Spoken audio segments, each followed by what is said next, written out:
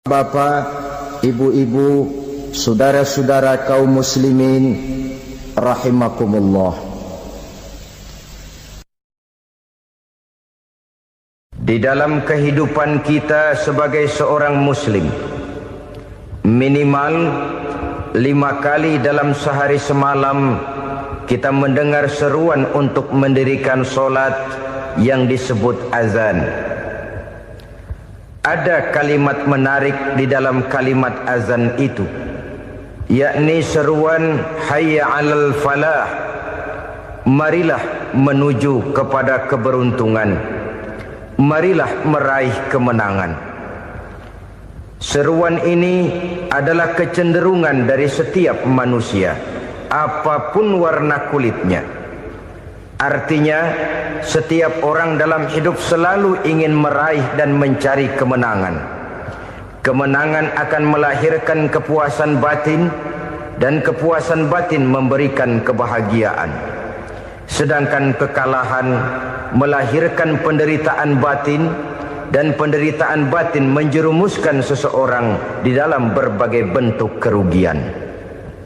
Jikalau inilah seruan azan, maka masalahnya ialah apa yang menyebabkan kita meraih kemenangan.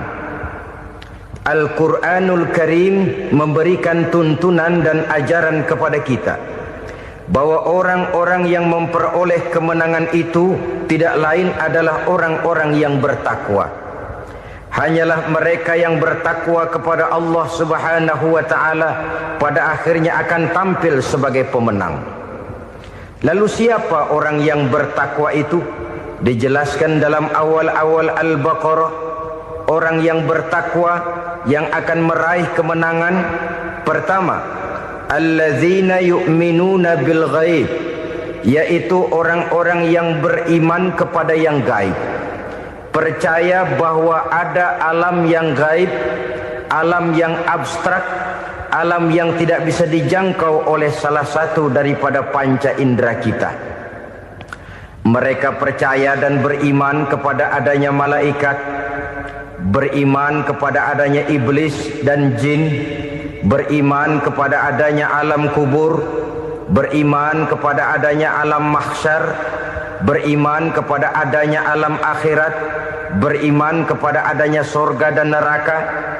Beriman bukan cuma sekedar beriman dalam ucapan bibir saja, tetapi beriman yang nilai iman itu mampu mewarnai gerak dan gaya hidupnya. Iman yang meresap sampai ke tulang sumsum, kemudian memberikan dampak positif di dalam kehidupan manusia. Alam, kita tahu, adalah sesuatu yang selain Allah. Dan Allah bukanlah alam. Apapun namanya selain daripada Allah, itu adalah alam. Alam pada hakikatnya terbagi menjadi 2. Ada alam syahadah, alam nyata, alam konkret, alam yang bisa dijangkau oleh salah satu indera kita.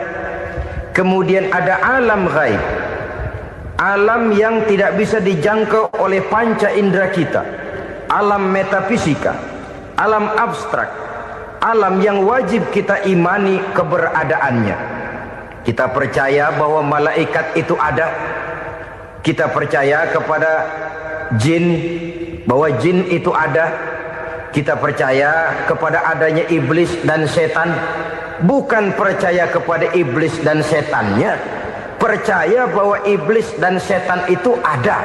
Itu termasuk salah satu daripada sifat orang yang bertakwa kepada Allah. Saudara-saudara kaum muslimin rahimakumullah, kecenderungan pembangunan yang lebih bersifat materialistis biasanya menggeser aspek kehidupan rohani. Orang berpikir empiri, dan dalam pola pikir yang demikian maka alam gaib tidak lagi mendapat perhatian.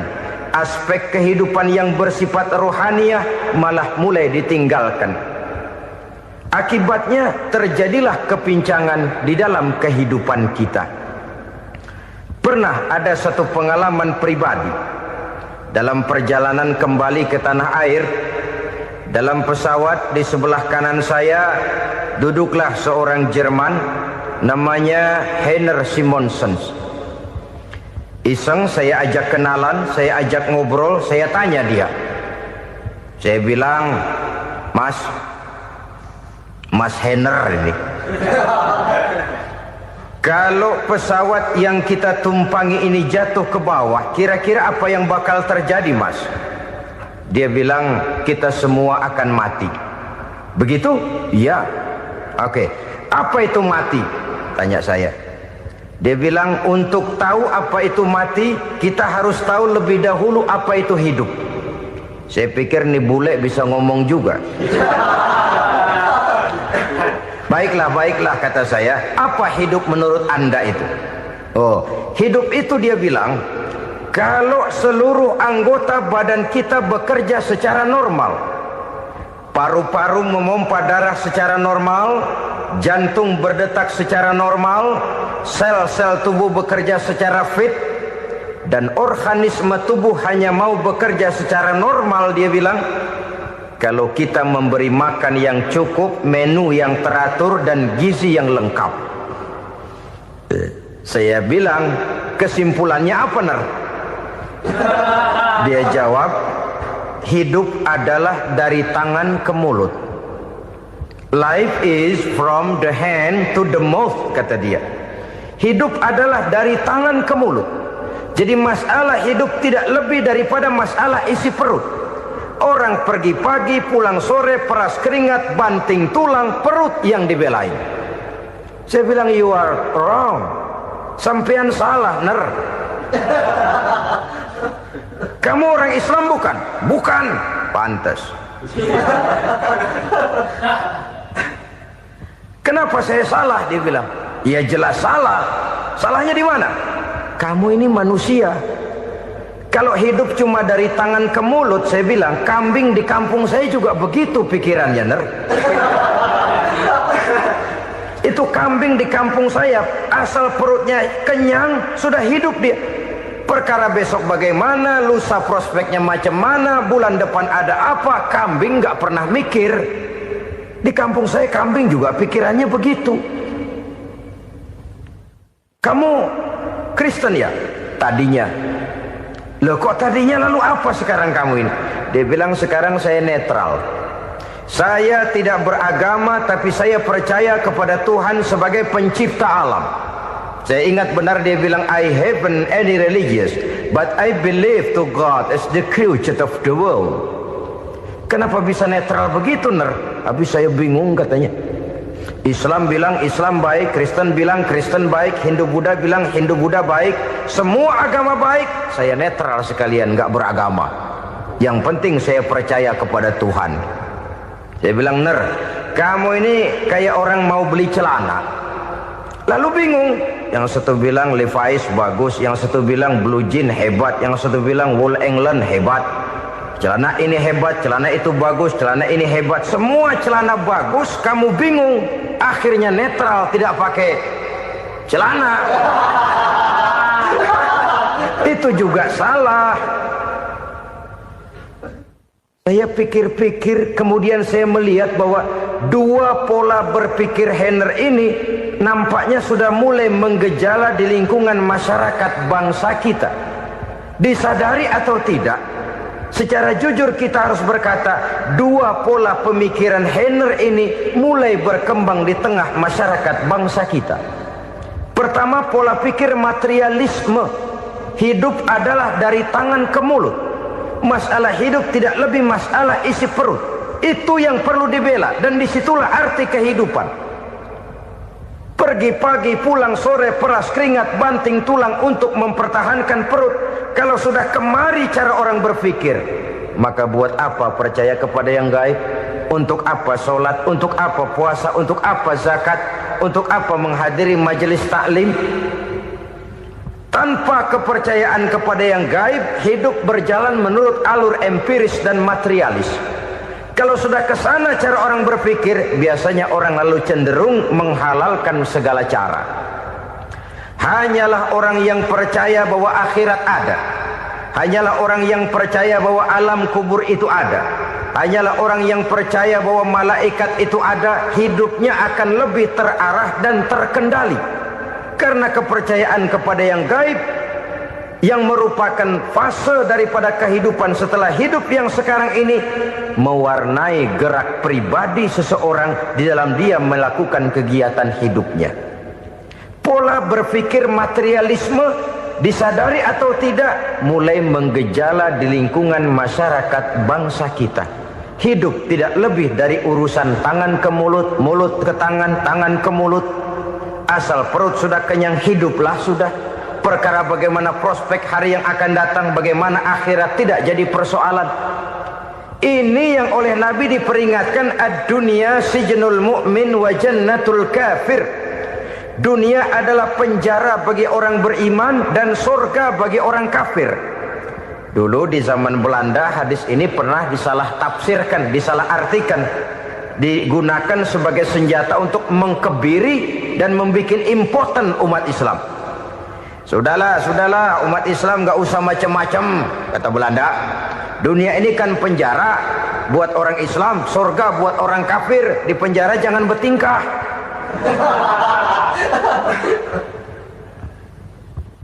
Pengertiannya tidak begitu. Dunia adalah penjara bagi orang mukmin. Artinya dalam kehidupan dunia seorang mukmin tidak bebas memperturutkan hawa nafsunya. Dipenjara hawa nafsunya itu. Sebaliknya surga bagi orang-orang kafir. Buat orang kafir surgalah dunia ini.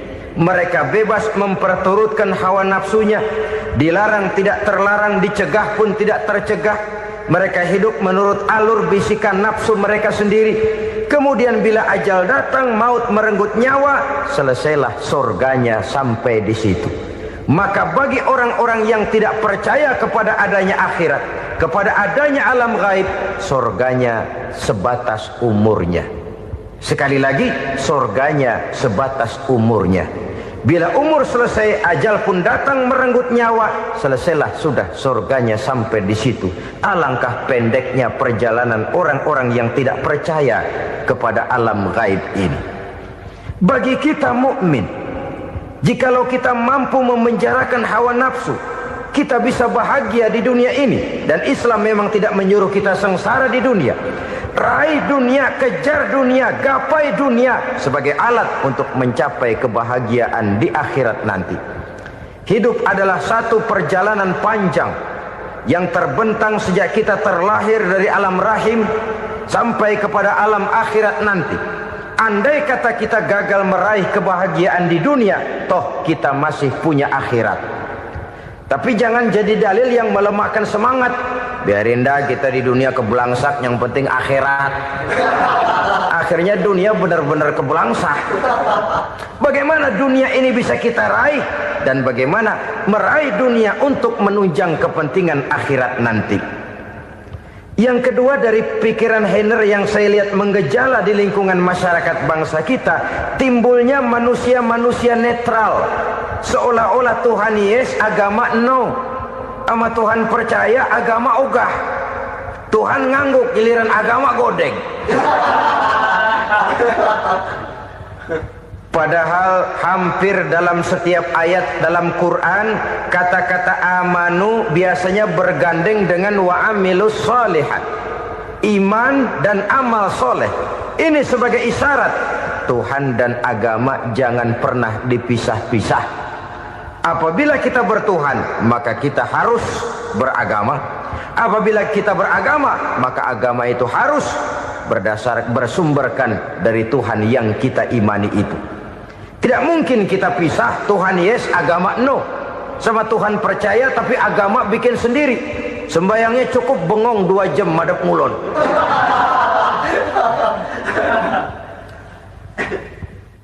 Saudara-saudara kaum muslimin rahimakumullah. Jadi dengan demikian, agama yang kita akui merupakan unsur mutlak di dalam pembangunan sekarang ini, merupakan bagian dari kehidupan yang menuntun kita bahwa di balik alam nyata ini, di balik alam syahadah ini ada alam gaib. Dan mudabbir, murabbi, yang mengatur, yang menguasai, yang memelihara, baik dia alam nyata, baik dia alam gaib, tidak lain adalah Allah Subhanahu wa ta'ala. Di sana ada satu super power, satu maha kekuatan yang kita perlu bersandar kepadanya. Sebagai makhluk nyata yang hidup di alam nyata, berbuatlah secara nyata sebagaimana harusnya kita berbuat. Karena Islam jelas bukan agamanya orang pemalas.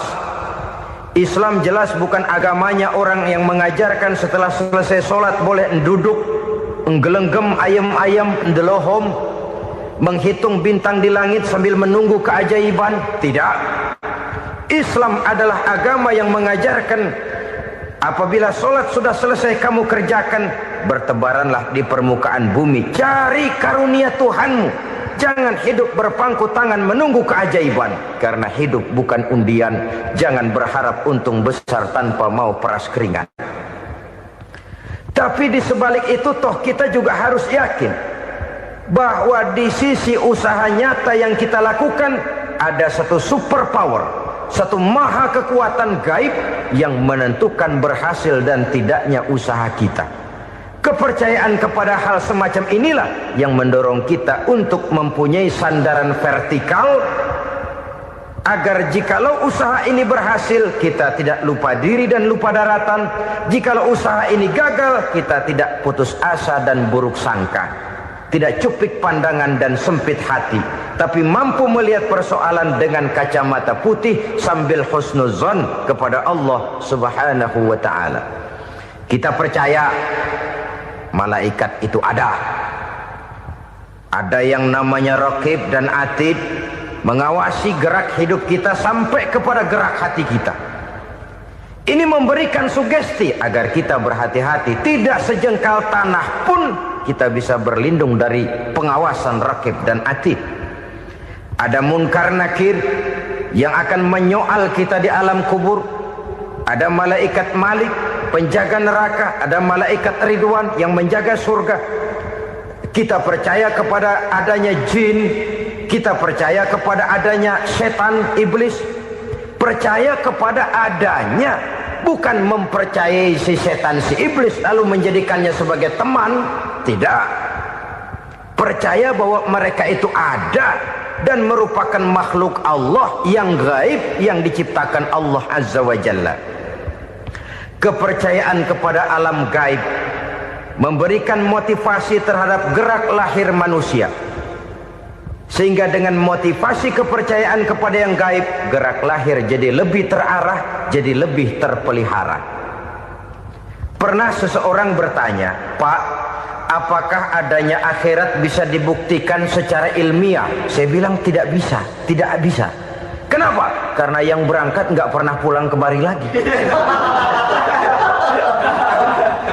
Kalau dia pulang kemari bisa kita tanya bagaimana enak di sono. Cuma secara moral saya katakan, lebih beruntung orang yang percaya kepada akhirat daripada yang tidak.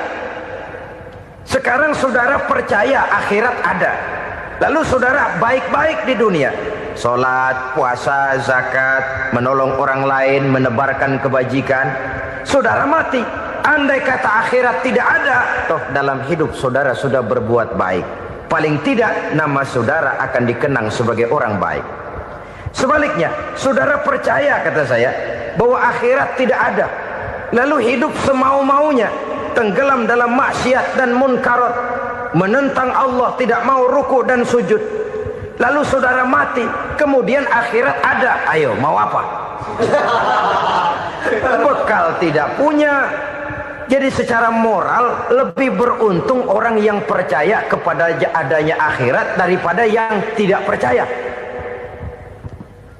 Dan itu alam gaib yang tidak bisa dibuktikan secara eksat. Jangankan untuk membuktikan seperti itu, dalam kehidupan sehari-hari saja yang kita rasakan tidak selalu berbentuk toh. Angin, bagaimana sih bentuknya angin? Kita tidak tahu. Merah, buktinya kalau dikerok merah.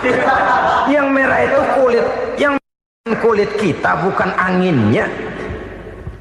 Sakit, rasa sakit itu ada, tapi bagaimana bentuk sakit kita nggak pernah tahu.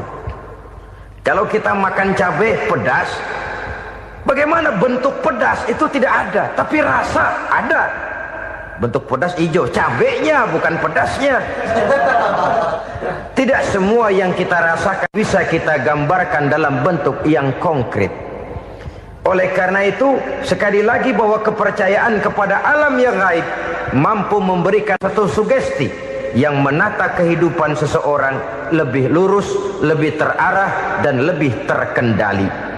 Maka wajar kalau kepercayaan kepada yang gaib mengantarkan seseorang untuk meraih kemenangan. Kenapa? Dia percaya kepada yang gaib, bahwa akhirat ada, bahwa alam kubur ada, bahwa pertanggungan jawab itu ada. Maka dia lalu tidak hidup saenae udele dewe, itu loh. Tidak hidup menurut seleranya sendiri, terarah, teratur. Ini cirinya yang pertama. Orang bertakwa yang akan meraih kemenangan, mereka beriman, mereka percaya kepada yang gaib. Bahkan hal-hal konkret saja selalu berangkat dari yang gaib. Saudara-saudara, para remaja, para pemuda sekarang ini tidak pernah tahu toh siapa yang akan jadi teman hidup saudara. Kita bisa saja ngerancang, mentargetkan, tapi toh akhirnya yang namanya jodoh bukan kekuasaan kita. Rezeki di luar kemampuan kita. Begitu juga ajal, maut, jodoh, ajal adalah contoh-contoh konkret bahwa pada akhirnya yang gaiblah yang menentukan. Bertahun-tahun ngelancong, emang jodoh seret nggak jadi.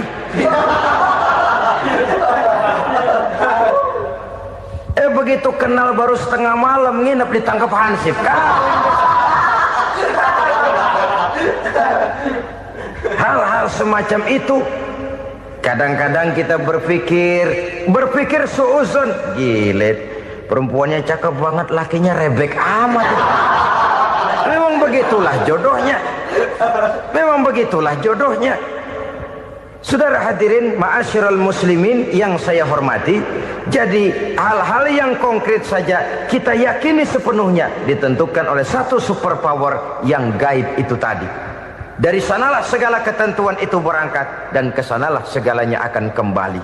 Maka kepercayaan kepada yang gaib meluruskan gerak hidup seseorang dan itu akan mengantarkan dia kepada meraih kemenangan. Satu. Yang kedua,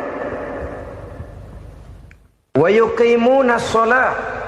Orang bertakwa yang akan meraih kemenangan itu adalah orang-orang yang mendirikan sholat. Kenapa sholat mengantarkan orang untuk meraih kemenangan? Yang jelas, inna sholata tanha anil fahsya'i wal munkar.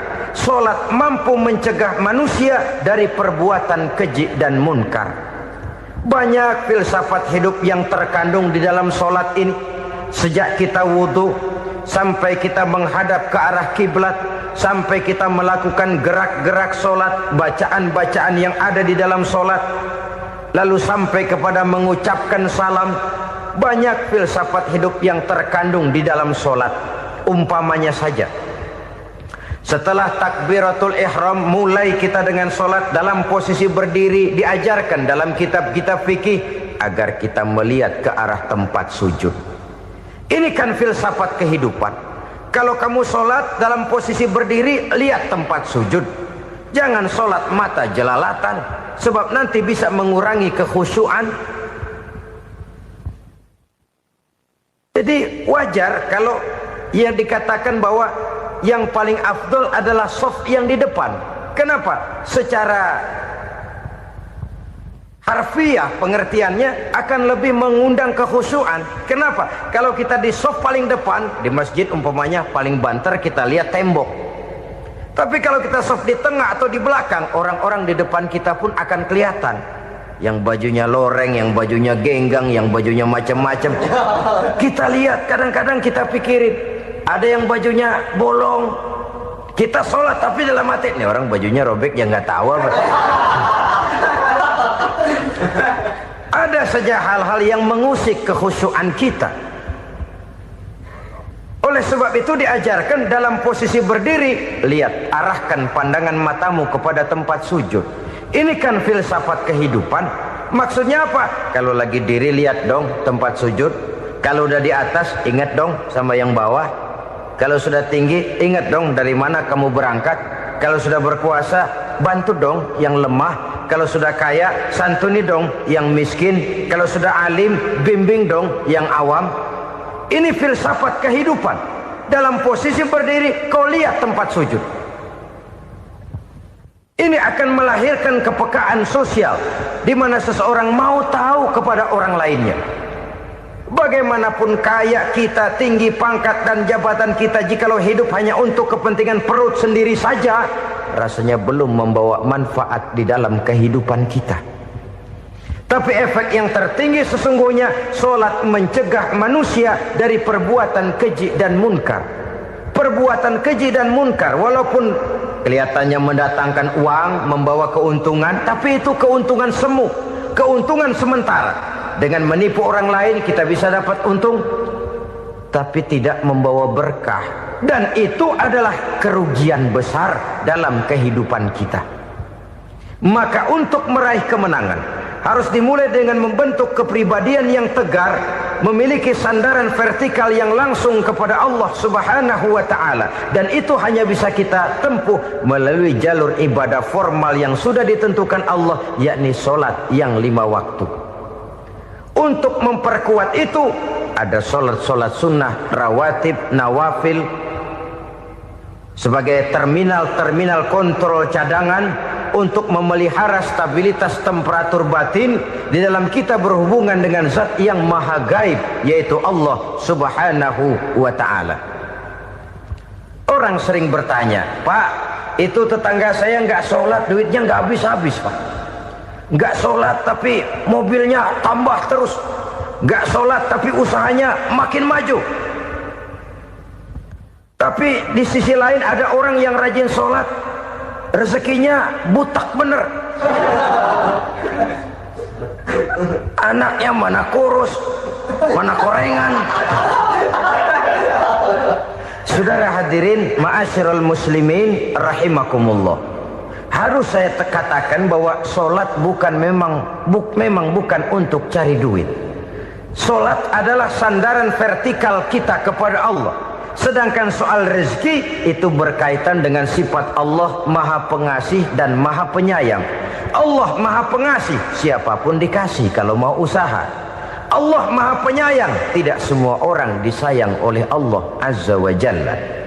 Dan belum tentu banyak harta itu merupakan nikmat. Mungkin juga istidraj. Artinya istidraj itu dikasih tapi diambulin, kalau bahasa Betawinya itu. Dikasih tapi diambulin, itu bukan merupakan nikmat sesungguhnya, lebih merupakan azab dari Allah Subhanahu wa ta'ala.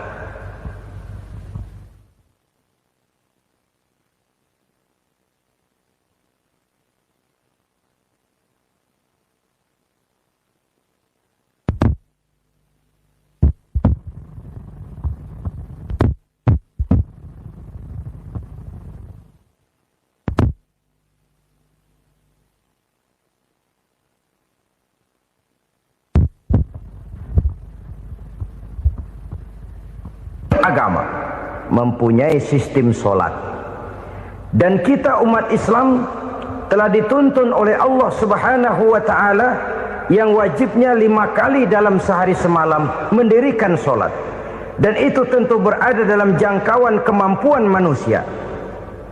Pada awalnya barangkali kita memang merasa solat itu satu kewajiban, tapi semakin kita hayati makna, manfaat dan filsafat yang terkandung di dalam ajaran solat, semakin sampai kita kepada keyakinan bahwa solat adalah keperluan kita.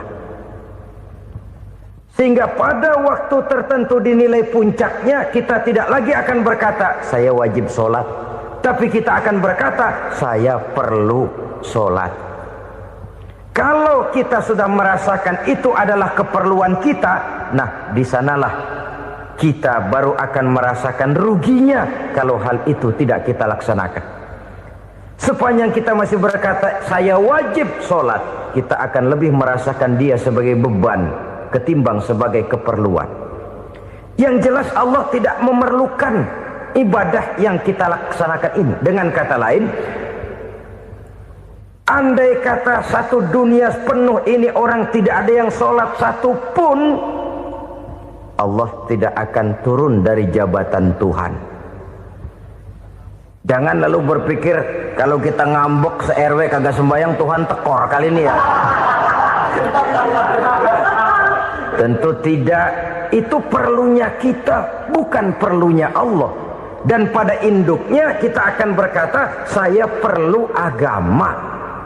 Kalau secara induk kita sudah memerlukan agama, maka konsep-konsep yang ada di dalam ajaran agama itu pun adalah juga merupakan keperluan kita. Baik dia bernama sholat, baik dia bernama puasa, baik dia bernama zakat, baik dia bernama haji, seluruhnya adalah keperluan kita. Dan sesuatu yang kita perlukan apabila tidak kita laksanakan akan melahirkan kerugian di dalam kehidupan. Jangan heran kalau kita membaca riwayat perjalanan hidup para salafus soleh, orang-orang soleh. Ada yang tahajud sampai 100 rakaat, ada yang sholat malam kakinya sampai bengkak. Kita sekalinya bengkak biri-biri. Ada yang sholat membaca surah dalam Al-Quran sampai khotam Quran. Kok mau? Mereka sudah merasakan itu keperluan. Itu saja soalnya. Satu saat pun jikalau kita merasa bahwa itu keperluan saya, kita pun akan melaksanakan seperti itu. Keperluan saya dalam kehidupan. Inilah yang kedua. Yang ketiga, orang bertakwa yang akan meraih kemenangan itu, wa mimma razaqnahum yunfikun. Mereka membelanjakan sebagian daripada rezeki yang diberikan Allah kepada mereka. Mereka infakkan di jalan Allah. Ada satu dialog menarik. Satu hari seorang anak muda bertemu dengan seorang kakek-kakek yang sudah dikenalnya baik. Bertanyalah anak muda ini, "Kek, umur kakek berapa tahun?" 15 tahun, kata si kakek. "Anak kakek berapa orang?" 1. "Harta kakek berapa banyak?" 15 juta. Si anak muda ini bengong. Lalu protes, "Kok kakek bohongin saya?" "Kenapa?" "Saya tahu umur kakek 70 tahun. Kenapa ngaku 15? Saya tahu anak kakek 5. Kenapa bilang 1? Saya tahu kakek miliuner, miliaran uang kakek. Kenapa ngaku cuma 15 juta? Begini, kata si kakek tadi. Benar, umur saya 70 tahun.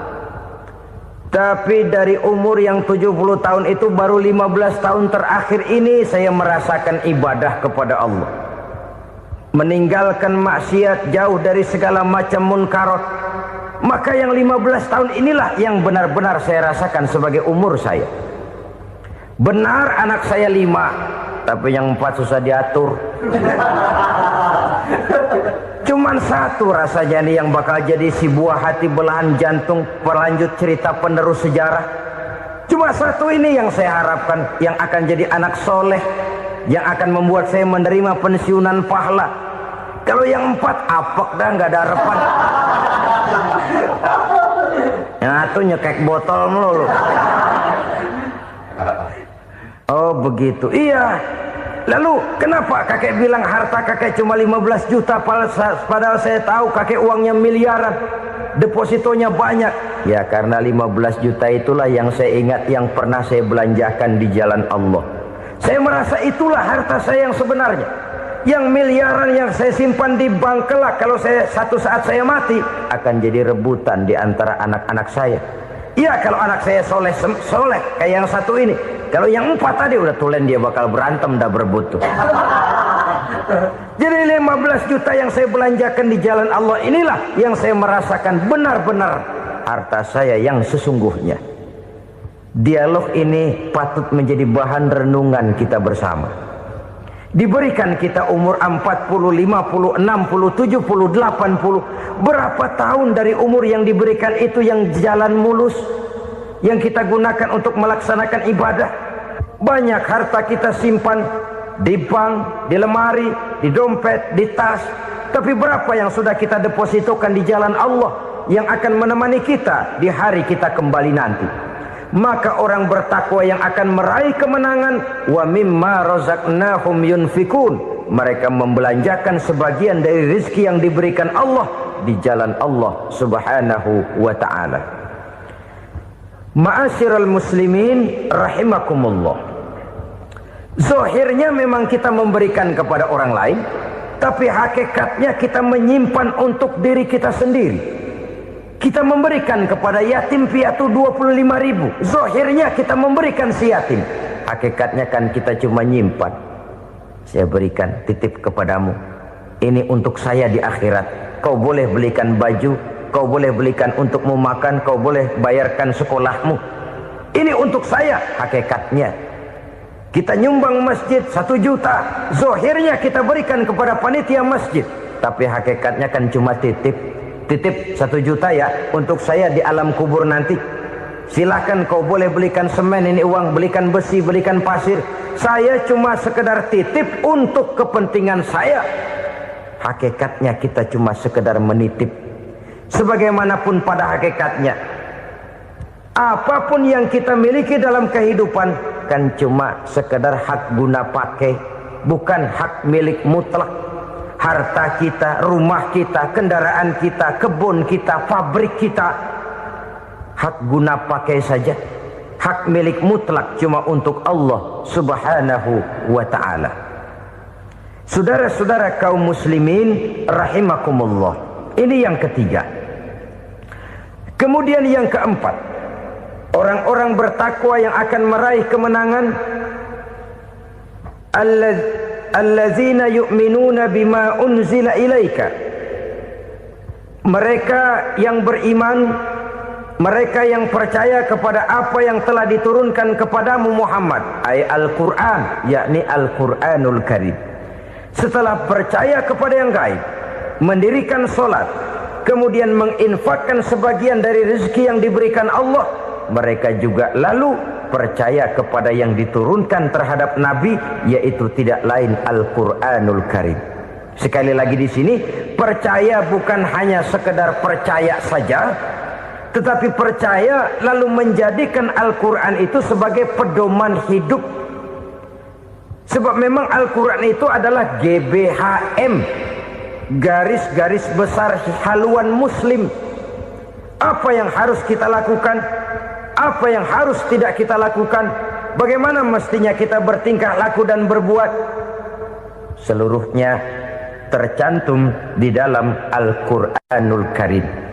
Itu sebabnya ketika satu hari Aisyah ditanya bagaimana akhlak Rasul, beliau menjawab, kana Rasulullah sallallahu alaihi wasallam khuluquhul Quran.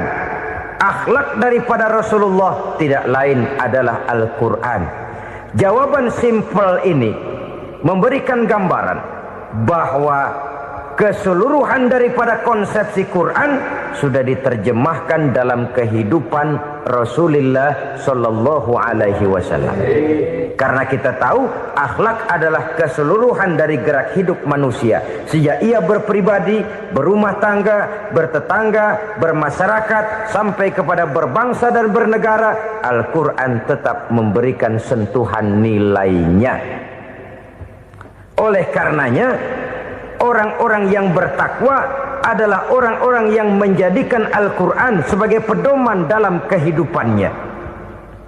Dan kita yakini Al-Quran diturunkan kepada Nabi Muhammad bukan merupakan produk Nabi Muhammad. Isi dan redaksinya langsung dari Allah Subhanahu wa ta'ala. Kemudian cirinya yang kelima, orang bertakwa yang akan meraih kemenangan itu, wa ma unzila min qablika. Tidak hanya sekedar percaya kepada yang diturunkan terhadap Nabi Muhammad, yaitu Al-Quran, mereka juga percaya kepada apa yang pernah diturunkan kepada para nabi, kepada para rasul sebelum Nabi Muhammad. Percaya kepada adanya suhuf, percaya kepada adanya Taurat, percaya kepada adanya Injil, percaya bahwa Allah dahulunya sudah menurunkan Taurat kepada Musa, percaya bahwa Allah sudah menurunkan Injil kepada Isa, percaya Injil ada, Taurat ada, diturunkan Allah untuk Isa dan Musa, tetapi tidak wajib mengamalkannya karena kita sudah diberikan Al-Quranul Karim. Ini yang perlu saya garis bawahi. Kita percaya Allah telah menurunkan Injil dahulu kepada Isa. Kita percaya bahwa Allah telah menurunkan Taurat dahulunya kepada Nabi Musa.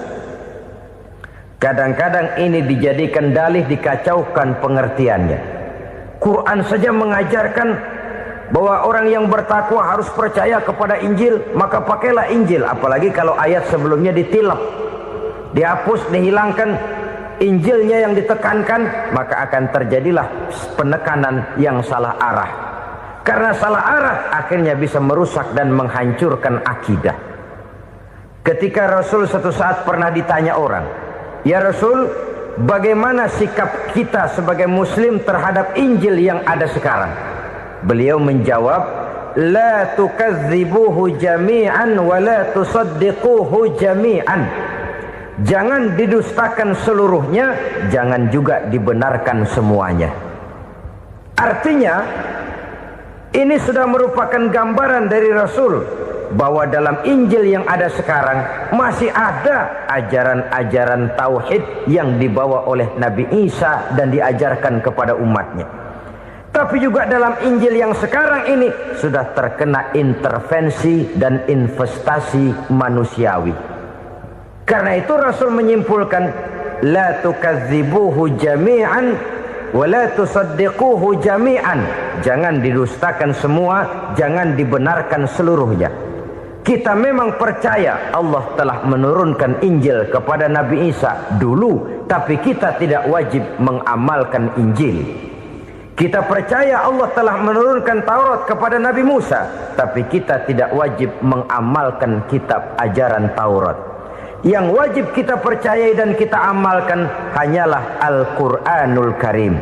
Kenapa? Oleh karena baik yang ada di dalam Taurat, baik yang ada di dalam Injil, tentu tercakup di dalam Al-Quran sebagai kitab terakhir yang diturunkan oleh Allah Subhanahu wa Ta'ala.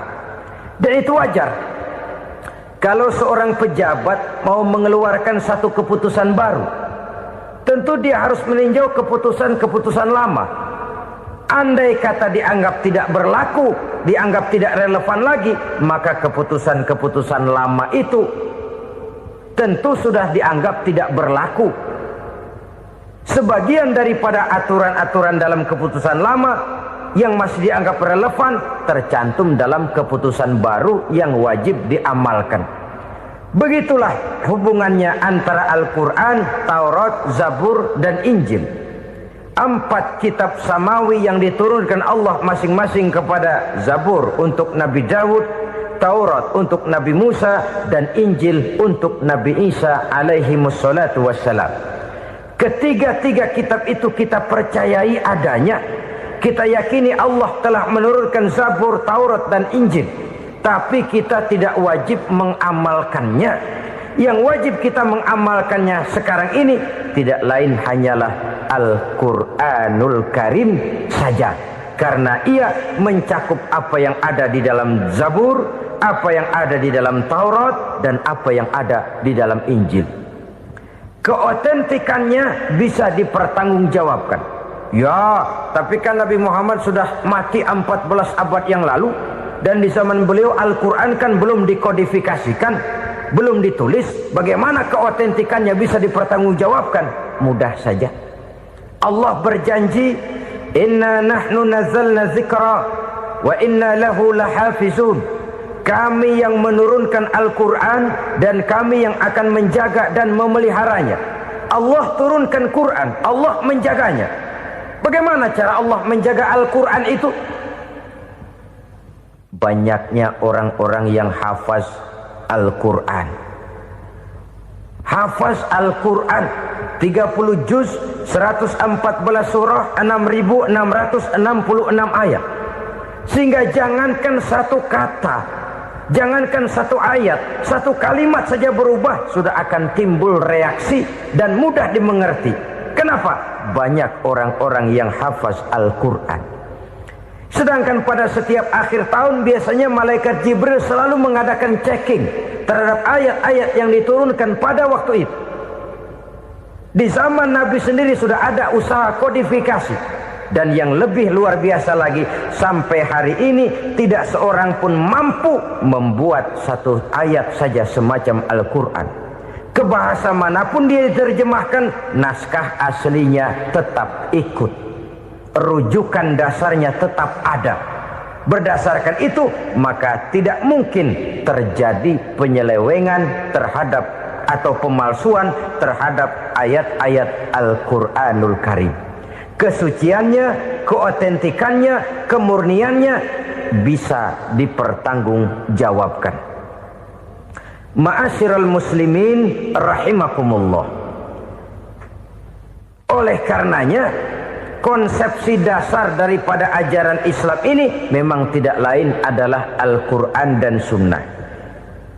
Isi daripada agama Islam yang merupakan iman, Islam dan ihsan, konsepsi dasarnya tidak lain adalah Al-Quran dan Sunnah Rasulullah Sallallahu Alaihi Wasallam.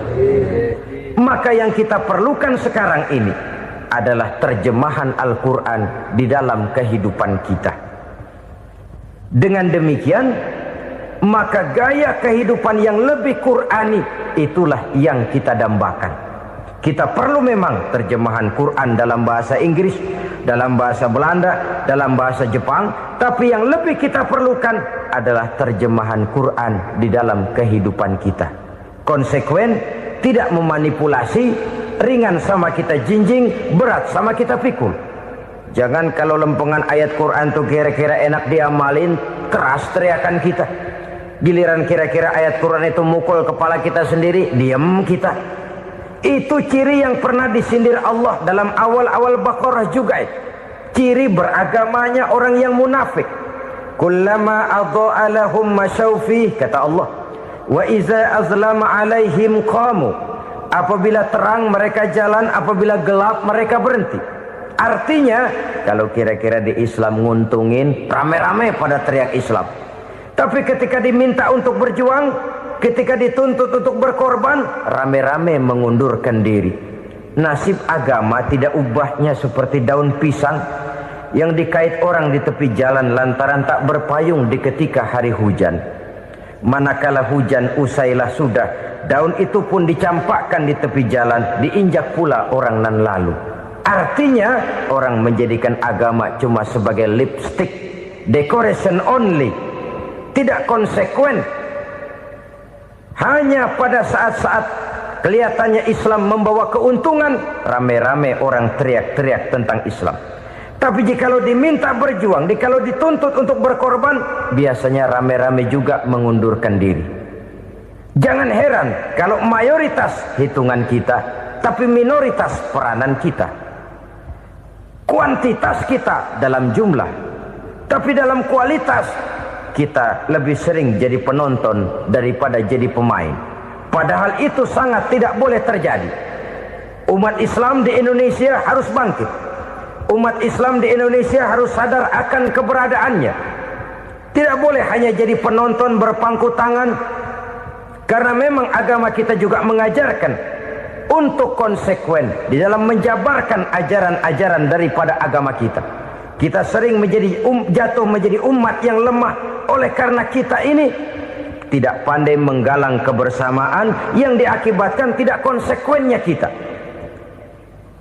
Diistilahkan bahwa umat Islam di dalam menggalang kebersamaannya itu harus seperti orang main sepak bola. Saudara-saudara kan tahu orang main sepak bola itu. Orang main sepak bola, kalau pertandingan belum dimulai sih silakan saja kumpul di luar lapangan, atur strategi yang baik. Tapi kalau pertandingan sudah dimulai, turun ke lapangan hijau, jangan kumpul terus. Ada sepak bola gotong royong, mundur-mundur rame-rame, depan ke depan kumpul melulu mainnya. Kalah. Orang main sepak bola itu ya harus ada penyerang tengah, harus ada penjaga gawang, harus ada strikernya, harus ada kiri luarnya, kanan dalamnya yang jadi backnya. Posisi boleh bermacam-macam, tapi yang penting saling ngoper untuk menggolkan gawang lawan. Begitulah umat Islam ini. Boleh ada yang jadi pejabat, boleh ada yang jadi pengusaha, boleh ada yang jadi petani, silakan ada yang jadi seniman, ada yang jadi penyair, ada yang jadi artis sekalipun. Tapi kalau sudah berhasil menguasai bola, jangan lupa operannya. Operan itu yang langka. Kita ini muslim kadang-kadang kalau sudah memegang menguasai bola, kalau belum mau mampus, belum mau ngoper. Nanti kalau sudah nggak punya bola, baru mau ngoper. Kalau sudah dengar-dengar mau dekat pensiun, baru mau jihad, baru mau berjuang, baru mau ngurus pesantren. Tanda tangan sudah tidak laku, memo sudah tidak dihargai, baru mau berjuang. Kemarin kemana mas? Kita tidak pandai memanfaatkan posisi. Dengan kata lain, kalau kembali kepada persoalan kita, konsekuensi kita terhadap agama yang kita anut ini belum ideal. Kita masih lebih sering berislam ini pada saat-saat yang menurut perhitungan kita membawa keuntungan. Tapi kalau diminta berjuang, dituntut berkorban, yang itu pun hakikatnya adalah untuk kepentingan kita juga.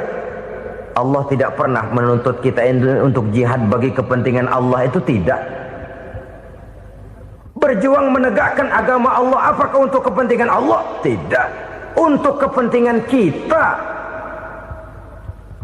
Sebab nilai-nilai jihad itu pada akhirnya akan membawa kita kepada satu kebahagiaan. Setidaknya kalau tidak di dunia, tentu di akhirat sebagai syahid. Oleh karena itu, pada bagian akhir ini saya ingin mengajak, marilah kita konsekuen.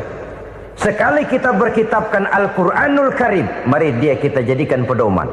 Jangan cuma kita jadikan sebagai penghias dinding, pelengkap rumah, bahwa di rumah kita ada Al-Quran, tapi yang baca kecoa. Habis pada bolong tuh Quran. Yang penting kan punya Quran. Ditaruh di pintu rumah. Biar apa? Biar kuntilanak kagak masuk katanya. Ya apa itu nasib Quran, cuma kerjanya jaga pintu, ngusir kuntilanak, ngusir memedi. Bagaimana kita hidup menurut tuntunan Al-Quran? Kadang-kadang tidak pernah menjadi masalah bagi kita. Maka bagaimanakah Al-Quran akan mungkin membawa keberkahan dalam hidup kalau ajarannya kita injak-injak dalam keseharian kita? Mewujudkan gaya hidup yang lebih Qurani, itulah yang akan kita rintis di dalam kehidupan kita. Bertahap, step by step, menurut kemampuan yang ada pada kita. Jika jalan ini tidak bisa kita selesaikan, percayalah akan ada generasi penerus yang akan melanjutkan usaha dan cita-cita mulia itu. Jadi percaya kepada Taurat, percaya kepada Injil, sekadar percaya Allah dahulunya sudah menurunkan itu, tapi kita tidak wajib mengamalkannya. Kenapa? Generasi Injil masa berlakunya sudah kedaluarsa. Taurat masa berlakunya sudah kedaluarsa. Injil pernah berlaku untuk orang Nasrani di zaman Nabi Isa. Taurat pernah berlaku untuk orang Yahudi di zaman Nabi Musa. Setelah generasinya berlalu, datang Rasul penutup yang membawa Al-Quranul Karim. Maka Al-Quran itulah yang berlaku menjadi pedoman sampai hari akhir nanti. Jangan jauh dari Al-Quran, karena apabila ini kita lakukan, maka kita akan kembali kepada satu gaya hidup yang jauh dari tuntunan agama, dan itu artinya kita akan semakin jauh untuk meraih kemenangan. Saudara-saudara kaum muslimin rahimakumullah. Yang keenam, yang terakhir, orang-orang bertakwa yang akan meraih kemenangan itu wabil akhirati hum yuqinun. Mereka percaya, mereka yakin seyakin-yakinnya akan adanya hari akhir, di mana seseorang akan mempertanggungjawabkan seluruh perbuatannya di dalam hidup ini. Dan tidak ada satu perbuatan yang bagaimana kecilnya sekalipun yang tersembunyi dalam pandangan manusia yang tidak akan dibukakan persoalannya di mahkamah Qadi Rabbul Jalil di akhirat nanti. Itulah sebabnya maka percaya kepada akhirat disebut secara khusus. Padahal di awal tadi sudah dijelaskan yu'minuna bil ghaib, percaya kepada alam gaib, dan alam gaib ini termasuk akhirat. Kenapa pada bagian akhir disebut lagi akhirat? Karena ternyata bahwa kepercayaan kepada adanya akhirat merupakan induk dari kepercayaan terhadap adanya malaikat, setan, jin dan lain sebagainya, dan akan lebih memberikan sugesti dalam kehidupan manusia untuk meluruskan gerak hidupnya. Jikalau satu saat tergerak hati akan berbuat kejahatan, ingin mencuri, sadarlah, awas ada akhirat. Sebab kalau kita cuma teriak awas ada polisi, itu cuma tertunda sementara, begitu polisi meleng embat. Kalau kita ingin berbuat jahat cuma berteriak awas ada hansip, cuma sementara hansip itu ada.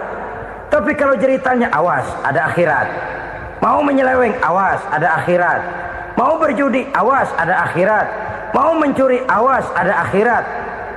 Keyakinan yang akan meluruskan gerak hidup manusia sehingga gerak itu jadi lebih terarah dan terkontrol, tidak merugikan baik diri sendiri, lebih-lebih orang lain. Ternyata bahwa kepercayaan kepadanya adanya hari akhirat sanggup menjadi sumber daya kontrol dari kehidupan manusia, sehingga ia tidak terjebak dalam perbuatan maksiat dan munkarat. Saudara-saudara kaum muslimin, inilah saja yang kita bicarakan pada pertemuan kali ini. Semoga Allah subhanahu wa ta'ala memberikan kekuatan zahir dan batin kepada kita. Amin. Untuk dapat meraih kemenangan dengan beriman kepada yang gaib, mendirikan solat, membelanjakan sebagian dari rezeki yang diberikan Allah, percaya kepada Al-Quran, beriman kepada kitab-kitab yang diturunkan sebelum Al-Quran, lalu meyakini adanya hari akhirat. 7 macam perkara yang merusak akidah dan keimanan, merusak amal perbuatan yang sudah kita kerjakan, merusak sendi-sendi kehidupan sosial, pendek kata merusak segala hal di dalam kehidupan kita. Jauhilah olehmu 7 macam perkara yang merusak. Yang pertama, asyirku billah, menyekutukan Allah subhanahu wa ta'ala. Agama dimulai dari keyakinan, maka kehancuran agama selalu dimulai dari kehancuran keyakinan, iman atau akidah yang dimiliki oleh seseorang. Dan untuk menghancurkan nilai-nilai iman yang kita miliki ini, orang rasanya tidak akan menghantam kita dengan peluru kendali. Orang tidak akan mengirimkan nuklir ke sini. Orang tidak juga akan mengirimkan satuan militernya ke sini.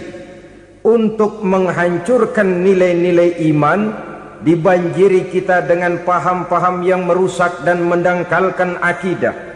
Baik ia bernama materialisme, baik ia bernama sekularisme, baik ia bernama banjirnya maksiat dan munkarat, baik ia bernama banjirnya peradaban dan kebudayaan yang menghancurkan moral daripada anak-anak kita, sedikit demi sedikit melenturkan dan melunturkan nilai-nilai keimanan kita, untuk kemudian pada waktunya nilai iman itu akan bertukar dan berganti menjadi nilai syirik kepada Allah subhanahu wa ta'ala. Atau pada sisi lain, menjadikan yang selain Allah sebagai tujuan akhir daripada kehidupan kita. Sedangkan kita sama-sama maklum bahwa di dalam pandangan agama Islam, dosa yang tidak berampun, dosa yang terbesar